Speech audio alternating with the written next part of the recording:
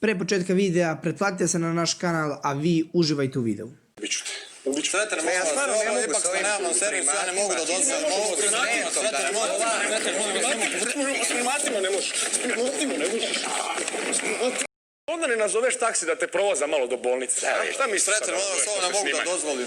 Evo vidite, to je klasičan primjer majmunanja. Za tebi jeste gradski autobus, ali da se vereš po onim šipkama i majmunanja. Molim vas, nemojte, dragi gledalci, pogledajmo vesti sporta. Interesantno je.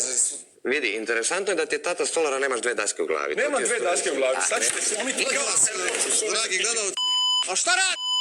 Pa ne, to meni odbiti od... Jednom se sećam, dali su nam one povlastice kao daš krv pa prijaviš ispit džabe. Ja sam malo krvan bio, sve su mi izvukli. I opet studiraš 11 godina. Majmune. Na javnom smo sebi.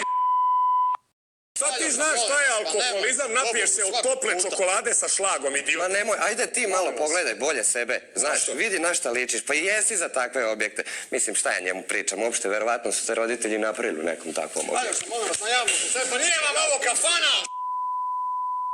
Zdravo, mama. Jesam, obukao sam debele čarape, obuo sam, da. Učio sam, podvukao sam sve dva put, da, kaži. Kako se prevrnuo autobus kod Bečeja? Vozač Bane opet pijan vozio. Pa dvoje teško povređeno. Pa šta je sad sa slatkim kupusom? Nema, šta? Kako krećemo odmah, ajde krećemo. Ja vas molim, Sretane. Krećemo. I sada će neko biti gladan večeras. Nemojte, molim vas da provocirate. Tuko bi te, ovaj put bi te tuko, ali žurim da uvatim autobus. Sretane, u sred Žurim i svoje slatki misije, ja vas kupus. molim. Moram stići da bar ono da ne curi sve. Ali Sretane, Hlebo me pogodio. Jesi ili snimio? snimio smo, a šta sada, pa... Upravo to. Gde ćete vi sada? Aljoša! Pa... Gasite. Aljoša! Izgleda stvarno ne briju ruke.